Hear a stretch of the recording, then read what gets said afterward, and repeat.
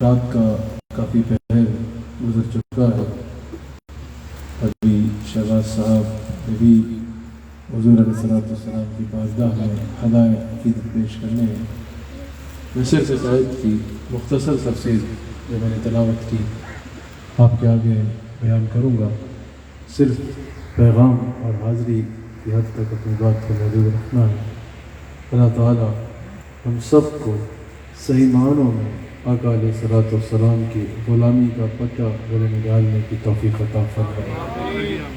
میں نے آیت تلاوت کی حضور کے ذکر کی محفل ہے. حضور علیہ السلام سے اظہار محبت کی خاطر ہم یہاں جمع ہیں. اللہ کریم قرآن کریم میں حضور علیہ السلام کی شان کو بیان فرماتے ہوئے، حضور علیہ السلام کے مقام کو بیان فرماتے ہوئے ارشاد فرماتا ہے وَمَا أَرْسَلْنَاكَ إِلَّا رَحْمَةً لِّلْعَالَمِينَ. یہ ایک آیت اپنے اندر حضور علیہ السلام کی تشریف آوری پر ایک خوبصورت پیغام بھی رکھتی ہے، اور یہ آیت الحمدللہ اہل سنت کے عقائد پر ایک خوبصورت مقدمہ بھی ہے. اللہ کریم نے فرمایا وَمَا أَرْسَلْنَاكَ إِلَّا رَحْمَةً لِّلْعَالَمِينَ. اگر اللہ کریم یہاں پر صرف اتنا بھی ارشاد فرما دیتا نا کہ اے میرے حبیب علیہ السلام ہم نے آپ کو تمام عالمین کے لیے رحمت بنا کر بھیجا، تو مفہوم واضح تھا، مکمل بات تھی، سمجھ میں آ رہا تھا کہ اللہ کریم کیا ارشاد فرما رہا ہے.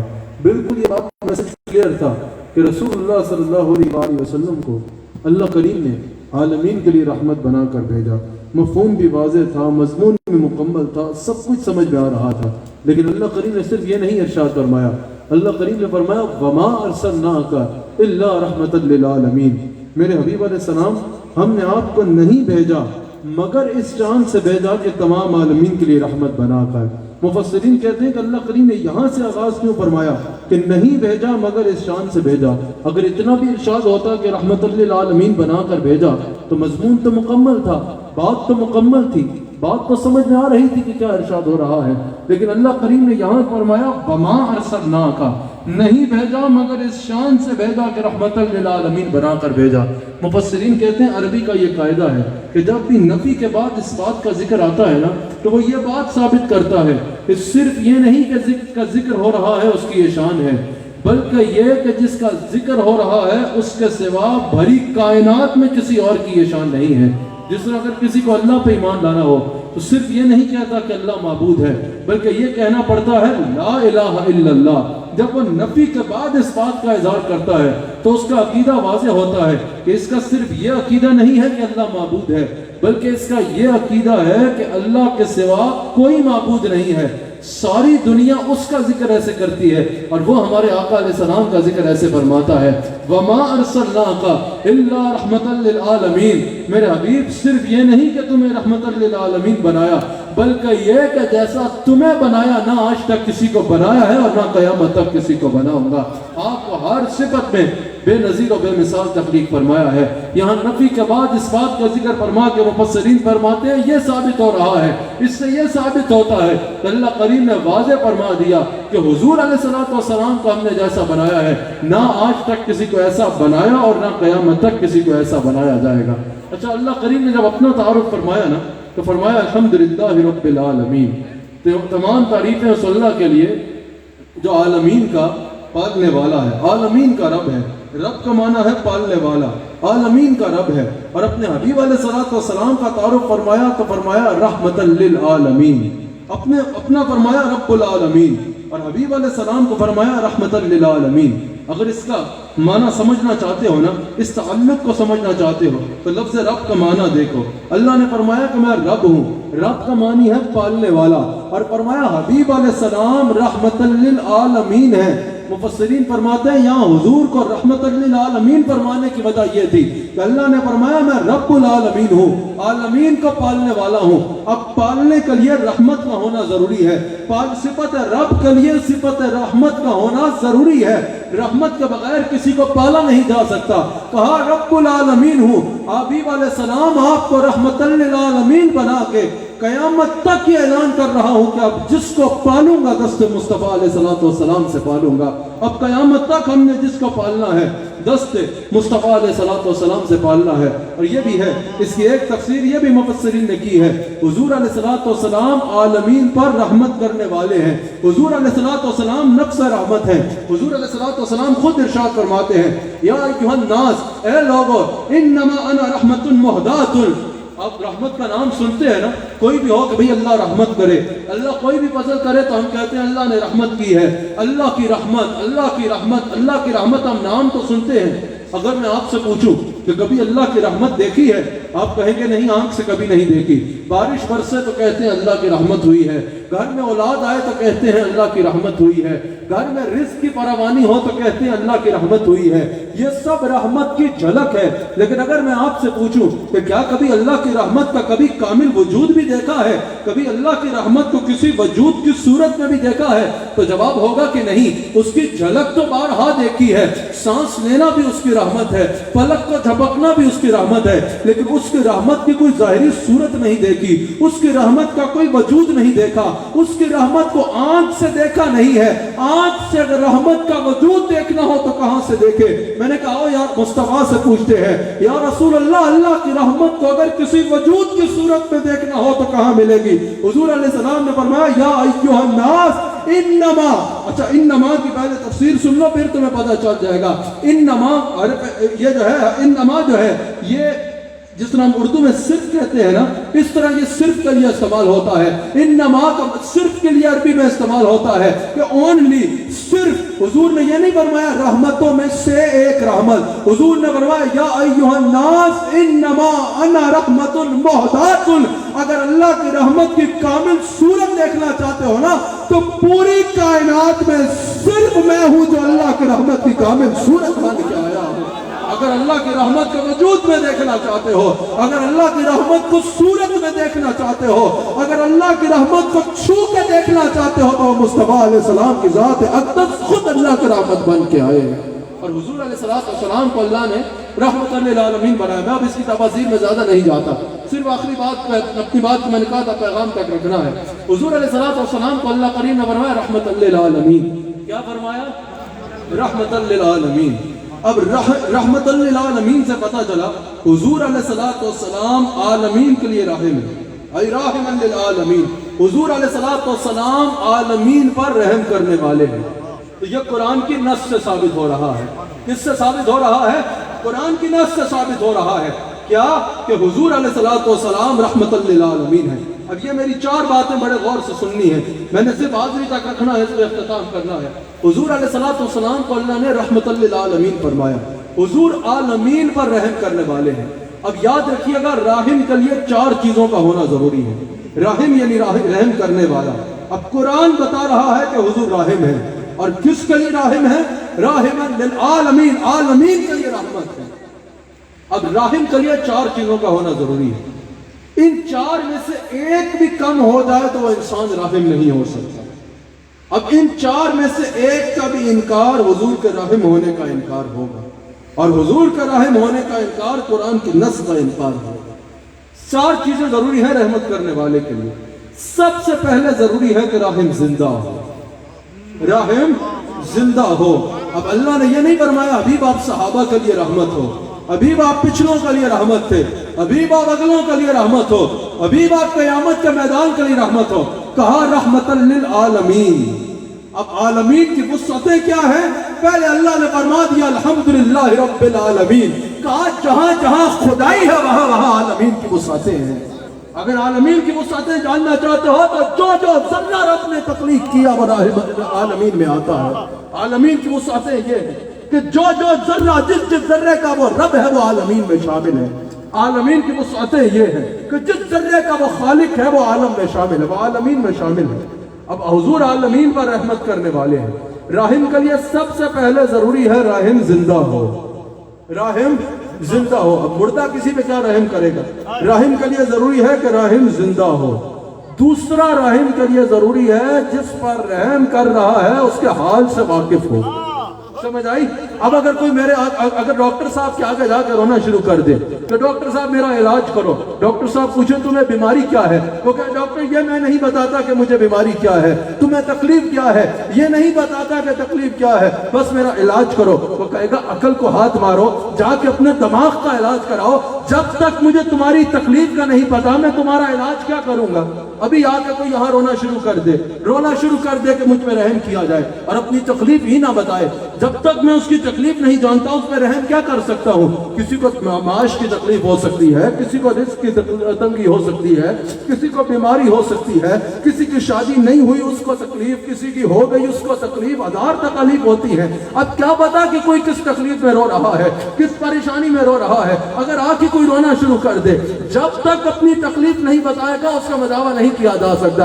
اب حضور علیہ السلام عالمین کے لیے راحم ہے، عالمین کے لیے راحم ہونے کے لیے ضروری ہے تمام عالمین میں ہر ایک کے حال سے واقف ہو۔ پتہ چلا امام جلال الدین سیوطی کہتے ہیں، امام جلال الدین سیوطی حدیث کا وہ امام ہے اور وہ تو امام ہے جس کے بارے میں علامہ اشرف علی تھانوی نے بھی کہا کہ جلال الدین سیوطی اس کا نام ہے جس کو 72 بار جاگتی آنکھ سے مصطفیٰ کا دیدار ہوا ہے۔ وہ جلال الدین سیوطی کہتے ہیں کہ رسول اللہ کو اللہ نے جو یہ مرتبہ عطا فرمایا اس پہ ثابت ہوتا ہے کہ رسول اللہ کے کسی غلام کے پاؤں میں اگر کانٹا بھی چبھے نا اس کو خود بعد میں پتا چلے گا، مصطفیٰ کو اس کی خبر پہلے ہو جائے گا۔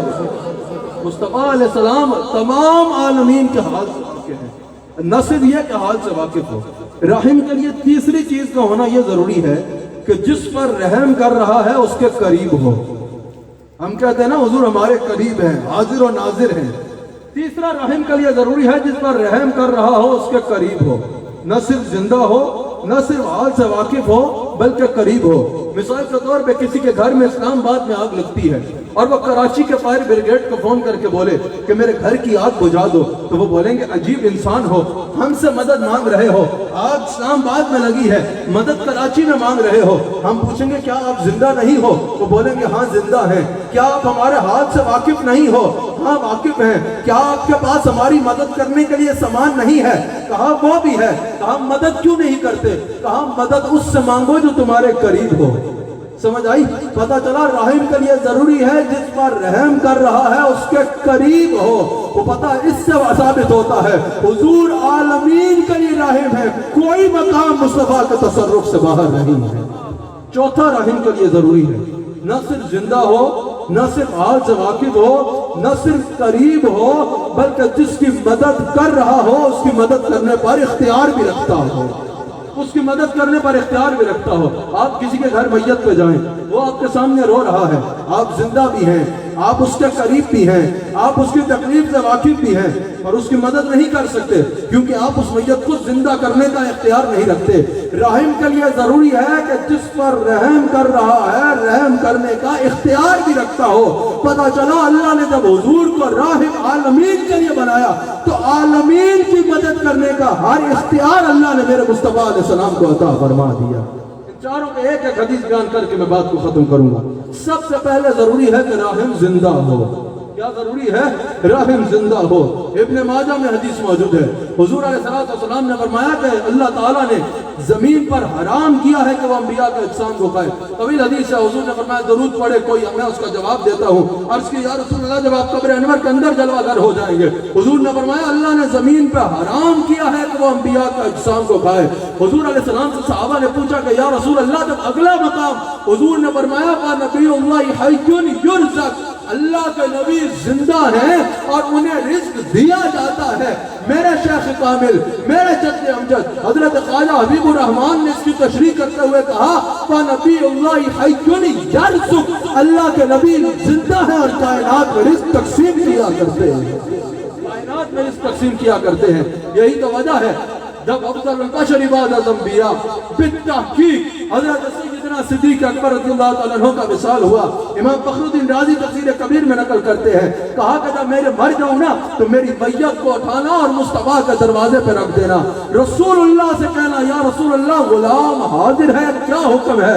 اگر حضور اجازت دے تو حضور کے قدموں میں دفنانا، ورنہ بقیع میں دفنا دینا۔ اور پھر صحابہ نے عمل کیا، پتہ چلا صدیق اکبر کا بھی یہ عقیدہ تھا اور صحابہ کا بھی یہ عقیدہ ہے کہ جیسے حضور قبر کے باہر زندہ تھے ویسے قبر انور کے اندر زندہ ہے۔ اس میں طویل گفتگو کی جا سکتی ہے لیکن وقت نہیں ہے۔ دوسرا ضروری ہے کہ حال سے واقف ہو۔ اللہ اکبر۔ حضرت ابو ہریرہ حضور کی بارگاہ میں حاضر ہوتے ہیں، زار و قطار رو رہے ہیں، تکلیف لے کے آئے ہیں، زار و قطار رو رہے ہیں۔ حضور نے یہ نہیں فرمایا کہ ابو ہریرہ تمہیں کیا تکلیف ہے، حضور نے ہاتھ اٹھائے، حضور نے حضرت ابو ہریرہ کی صحیح حدیث ہے دل کی تکلیف کو جانا اور کہا یا اللہ ابو ہریرہ رو رہا ہے کہ اس کی ماں صاحب ایمان نہیں ہے، اس کی ماں کو ایمان کی دولت عطا فرما دے۔ ایک عورت اپنا گونگا بچہ حضور کی بارگاہ میں لے کے آئی، وہ صحابیہ کہتی ہے میں رستے میں سوچ رہی تھی کہ حضور سے کن الفاظ میں عرض کروں کہ یا رسول اللہ میرا بیٹا گونگا ہے، اس کو قوت گویائی دے دے۔ وہ عورت کہتی ہے ابھی میں یہ سوچ ہی رہی تھی، حضور کی بارگاہ میں پہنچی، حضور نے میرے گونگے بچے کو مخاطب کر کے کہا بیٹا بتا میں کون ہوں؟ اس نے زبان ہلائی، قوت گویائی ملی اور اس نے کہا آپ اللہ کے سچے رسول ہیں۔ حضور حال سے واقع ہے۔ تیسرا ضروری ہے قریب ہو، یہ تو اللہ نے قرآن میں فرما دیا النبی اولا بالمؤمنین من انفسہم، نبی علیہ السلام مومنین سے ان کی جانوں سے بھی زیادہ قریب ہے۔ چوتھی چیز ضروری ہے جس میں مدد کر رہا ہو، مدد کرنے کا اختیار بھی رکھتا ہو۔ حضور کو کتنا اختیار اللہ نے دیا ہے، اللہ نے رسول اللہ کو لفظ کن پر اختیار عطا کیا ہے۔ یہ آخری حدیث سماعت کر لیں، پتہ ہے نا جب ہم اللہ کی شان بیان کرتے ہیں ہم کہتے ہیں وہ فرماتا ہے کن ہو جاتا ہے، کن تو وہ ہو جاتا ہے، ظاہر ہے یہ اس کی ذاتی شان ہے۔ حضور علیہ السلام کے بعد یہ ذاتی نہیں، یہ اللہ کی عطا سے ہے شان۔ حضور کو اللہ نے لفظ کن پر بھی اختیار عطا کیا ہے۔ میرے حبیب علیہ السلام جب چاہو کن کہہ کر جو چاہو کر ڈالو۔ حضور علیہ السلام جلوہ گر ہے، مسلم میں موجود ہے، حضور ایک مقام پہ جلوہ گر ہے۔ حضور نے فرمایا کیا ہی اچھا ہوتا کہ آج ابو الخیسمہ یہاں ہوتا، ہم ابو الخیسمہ سے ملاقات کرتے، یہ مسلم میں موجود ہے۔ صحابہ نے عرض کی کہ یا رسول اللہ صلی اللہ علیہ وآلہ وسلم اگر آپ فرمائیں تو ہم جا کے ابو الخیسمہ کو بلا لائیں۔ حضور نے فرمایا بیٹھ جاؤ۔ اب کیا حضور کی شان کے شایع تھا کہ حضور بیٹھ کے انتظار کرتے؟ وہاں سلیمان علیہ السلام پلک جھپکنے کے وقت کا بھی انتظار نہیں، شان مقام یہ ہے۔ اور یہاں سلیمان کے امام انتظار کریں کہ کوئی جائے اس کو بلائے، وہ آئے پھر ملاقات ہو۔ حضور نے فرمایا بیٹھ جاؤ۔ صحابہ کہتے ہیں ہم نے اپنی آنکھوں سے دیکھا ایک شخص گھوڑے پہ سوار گزر رہا تھا، اس کے منہ پہ کپڑا تھا، کوئی اور تھا کہیں اور جا رہا تھا۔ حضور نے اشارہ کیا اور فرمایا کن ابا خیسمہ، تو جو بھی ہے ابو الخیسمہ ہو جا۔ مسلم میں موجود ہے، صحابہ کہتے ہیں ہم نے آنکھوں سے دیکھا، اس نے منہ سے کپڑا ہٹایا، وہ ابو الخیسمہ ہو چکا تھا۔ السلام کا اختیار ہے۔ حضرت نے کہا ہے نا ان کے ہاتھ میں ہر کنجی ہے، مالک کل کہلاتے یہ ہیں، انا آتیناک الکوثر، ساری کثرت پاتے یہ ہیں، رب ہے موتی یہ ہے قاسم، رزق اس کا ہے کھلاتے یہ ہے، لاکھ بلائیں کروڑوں دشمن کون بچائے بچاتے یہ ہے، کہہ دو رضا سے خوش ہو خوش ہے، مجدہ رضا کا سناتے یہ ہے۔ اللہ تعالیٰ اس محفل کو اپنی بارگاہ میں قبول فرمائے، اللہ تعالیٰ میری اس حاضری کو قبول فرمائے، اللہ تعالیٰ ہم سب کو حضور علیہ السلام کا نمک حلال اور وفادار رکھ کے میں محفل سجانے والوں کو آپ اس ساری ٹیم کو آپ کو دل کی عطا گہرائیوں سے آپ سب کو مبارکباد پیش کرتا ہوں۔ شہباز صاحب میری فرمائش ہے کہ آپ نے شروع کرنا ہے تو اعلیٰ حضرت کے کلام لم یاتی نذیر کفینا وہ میری فرمائش کو پڑھنا۔ بڑے ہی خوبصورت انداز میں حضور کی اللہ